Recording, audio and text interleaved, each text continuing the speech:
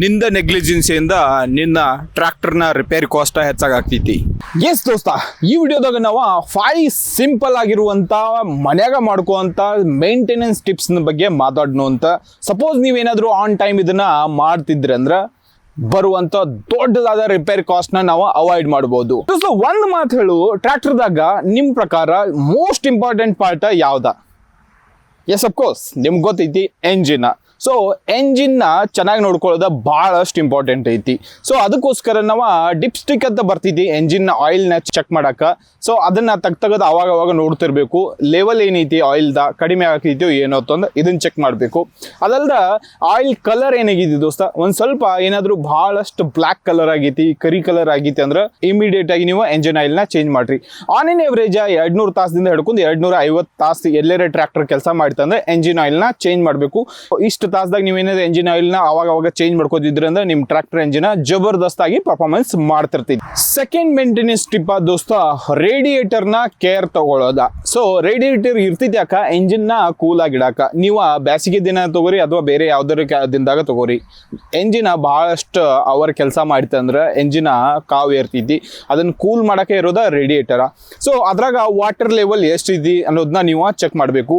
ಕೆಲವೊಂದ್ರಾಗ water level ಹಾಕಿರ್ತಾರೋ, ಈಗ coolant mix ಕೂಡ ಬರ್ತೈತಿ, ಕೆಲವೊಂದು ಟ್ರ್ಯಾಕ್ಟರ್ ಹೋದಾಗ ಕೂಲೆಂಟ್ ಮಿಕ್ಸು ಇರ್ತೈತಿ. ಸೊ ಅದ್ರಾಗ ಏನೈತಿ ಅದನ್ನ ನೀವು ಹಾಕ್ಬೇಕಾಗ್ತೈತಿ. ಎಕ್ಸಾಕ್ಟ್ಲಿ ವಾಟರ್ ಇದ್ರೆ ವಾಟರ್ ಹಾಕ್ರಿ, ಕೂಲೆಂಟ್ ಇದ್ರೆ ಕೂಲೆಂಟ್ ಹಾಕ್ಸ್ರಿ. ಅದನ್ನ ನೀವು ಅವಾಗ ಚೆಕ್ ಮಾಡ್ಕೋತಿರ್ಬೇಕಾಗ್ತೈತಿ. ಫುಲ್ ಖಾಲಿ ಆಯ್ತು, ಡ್ರೈ ಆಯ್ತಂದ್ರೆ ಎಂಜಿನ್ ಸೀಸ್ ಆಗುವಂತ ಚಾನ್ಸಸ್ ಕೂಡ ಇರ್ತೈತಿ. ವಾಟರ್ ಇತ್ತಂದ್ರೆ ನಾರ್ಮಲಿ ಬೋರ್ ನೀರ್ ಹಾಕಕ್ ಹೋಗ್ಬೇಡ್ರಿ, ಯಾಕಂದ್ರೆ ಬೋರ್ ನೀರ್ದಾಗ ಕ್ಯಾಲ್ಸಿಯಂ ಪ್ರಮಾಣ ಜಾಸ್ತಿ ಇರ್ತೈತಿ. ಇದರಿಂದನೂ ಕೂಡ ಮತ್ತೆ ನಿಮ್ಮ ಎಂಜಿನ್ಗೆ ಪ್ರಾಬ್ಲಮ್ ಆಗುವಂತ ಚಾನ್ಸಸ್ ಇರ್ತೈತಿ. ನೀರ್ ಇತ್ತಂದ್ರೆ ಡಿಸ್ಟಿಲ್ ವಾಟರ್ ಹಾಕ್ರಿ, ಇಲ್ಲ ಐತಂದ್ರೆ ಆಸ್ ಯೂಶಲಿ ಕೂಲೆಂಟ್ ಮಿಕ್ಸ್ ಅಂತೂ ಸಿಗತೈತಿ ನಿಮ್ಗೆ, ಅದನ್ನ ನೀವು ಹಾಕ್ಬಹುದು. ಮೂರನೇ ಇಂಪಾರ್ಟೆಂಟ್ ಪಾಯಿಂಟ್ ದೋಸ್ತ, ಗಾಳಿ. ಹೊರಗೆ ಅಷ್ಟ ಅಲ್ಲ, ಹೊರಗೂ ಇಂಪಾರ್ಟೆಂಟ್ ಐತಿ. ಟೈರ್ದಾಗಿರುವಂತ ಏರ್ ಪ್ರೆಷರ್ ಭಾಳ ಇಂಪಾರ್ಟೆಂಟ್ ಆಗ್ತೈತಿ. ಸಪೋಸ್ ನೀವೇನಾದ್ರೂ ಟೈರ್ ಪ್ರೆಷರ್ ಕಡಿಮೆ ಇತ್ತು ಅಂದ್ರೆ ಏನಾಗೋ ಚಾನ್ಸಸ್ ಐತಿ. ಡೀಸೆಲ್ ಕನ್ಸಂಪ್ಷನ್ ಜಾಸ್ತಿ ಆಗ್ತೈತಿ ದೋಸ್ತ, ಅವರೇಜ ಮೈಲೇಜ ಕಡಿಮೆ ಬೀಳ್ತೈತಿ ನಿಮ್ಗೆ. ಎರಡನೇದ ಟೈರ್ದ ಲೈಫ್ ಏನಿರ್ತೈತಿ ನೋಡು, 4 ವರ್ಷ ಬರೋದ 3 ವರ್ಷದಾಗ ಹಾಳಾಗಿ ಹೋಗುವಂಥ ಚಾನ್ಸಸ್ ಇರ್ತೈತಿ. ಸೊ ಇದಕ್ಕೋಸ್ಕರ ನೀವು ವೀಕಿಗೆ ಒಂದ್ಸರ್ತಿ ಆದರೂ ನೀವು ಏರ್ ಪ್ರೆಷರ್ನ ಟೈರ್ದ ನೋಡ್ರಿ ಕರೆಕ್ಟಾಗಿ ಐತೋ ಇಲ್ಲೋ ಅನ್ನೋದ. ಮುಂದಿನ ಗಾಲಿಯಾಗ ದೋಸ್ತ 28 PSI ನಿಮ್ದು ಇರಬೇಕಾಗ್ತೈತಿ. ಹಿಂದಿನ ಗಾಲಿಯಾದಾಗ ಅವರೇಜ 20 PSI ಇರ್ಬೇಕಾಗ್ತೈತಿ. ಸೊ ದೊಡ್ಡ ಟೈರ್ದಾಗ. ಸೊ ಇದನ್ನ ನೀವು ವೀಕ್ ಒಂದ್ಸರ್ತಿ ಮಾಡ್ಕೋತಿದ್ರು ಜಬರ್ದಸ್ತ್. ಸೊ ಅಗೈನ್ ನೆಕ್ಸ್ಟ್ ಪಾಯಿಂಟ್ದಾಗ ದೋಸ್ತ, ಗಾಳಿ ಬಹಳಷ್ಟು ಇಂಪಾರ್ಟೆಂಟ್ ಐತಿ. ಎಲ್ಲಿ ಅಂದ್ರೆ ಎಂಜಿನ್ದಾಗ. ಒಂದು ಎಂಜಿನ್ದಾಗ ಗಾಳಿ ಮತ್ತು ಡೀಸೆಲ್ ಮಿಕ್ಸ್ ಆಯ್ತಂದ್ರೆ ಕಂಬಷನ್ ಆಗ್ತೈತಿ. ಇದರಿಂದ ಪವರ್ ಜನರೇಟ್ ಆಗ್ತೈತಿ, ಇದರಿಂದ ನಿಮ್ಮ ಟ್ರ್ಯಾಕ್ಟರ್ ರನ್ ಆಗ್ತೈತಿ. ಹಂಗಿದ್ಮೇಲೆ ಏರ್ ಫಿಲ್ಟರ್ಗಳನ್ನ ನೀವು ಟೈಮ್ ಟು ಟೈಮ್ ಕ್ಲೀನ್ ಮಾಡ್ಕೋತಿರ್ಬೇಕು. ಕ್ಲೀನ್ ಮಾಡಿದ್ರಕ್ಕೆ ಏನಾಗ್ತೈತಿ, ಅಗೇನ್ ಡೀಸೆಲ್ ಕನ್ಸಂಪ್ಷನ್ ಜಾಸ್ತಿ ಆಗ್ತೈತಿ, ಮೈಲೇಜ್ ಡೌನ್ ಆಗ್ತೈತಿ. ಇದರಿಂದ ನಿಮ್ಮ ಎಂಜಿನ್ದಾಗೂ ಕೂಡ ಪ್ರಾಬ್ಲಮ್ ಆಗುವಂಥ ಚಾನ್ಸಸ್ ಇರ್ತೈತಿ.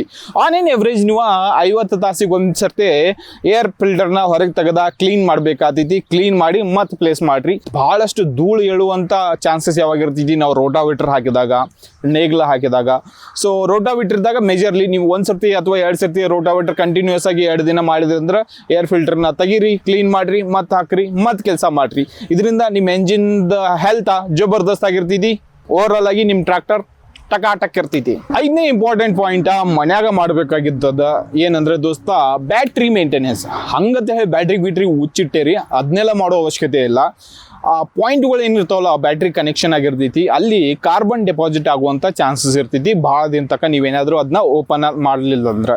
ಸೊ ನೀವು ಅವಾಗ ಅದನ್ನ ಓಪನ್ ಮಾಡಿ ಅಲ್ಲಿ ಕಾರ್ಬನ್ ಏನು ಡೆಪಾಸಿಟ್ ಆಗಿರ್ತಿಲ್ಲ ಅದನ್ನೆಲ್ಲ ಕ್ಲೀನ್ ಮಾಡಿ ತೆಗೆದ ಅಲ್ಲಿ ಮತ್ತೆ ಕ್ಯಾಪ್ ಹಾಕ್ರಿ. ಮತ್ತೊಂದು ಸ್ವಲ್ಪ ನಿಮ್ಮ ಹತ್ರ ಗ್ರೀಸು ಅದು ಇದು ಎಲ್ಲ ಐತಂದ್ರೆ ಗ್ರೀಸ್ ಹಾಕಿ ಕ್ಯಾಪ್ ಎಲ್ಲ ಹಾಕಿ ಬರ್ರಿ.